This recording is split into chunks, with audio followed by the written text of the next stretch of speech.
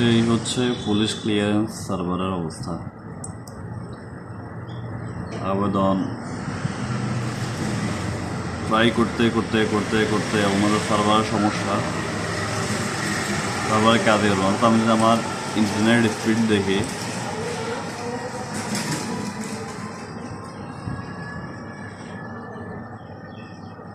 আমার internet speed মোটামুটি 90 MBPS আছে, 92 MBPS। এই 92 MBPS আপনার পুলিশ ক্লিয়ারেন্স এটাতে ঢুকা যায় না।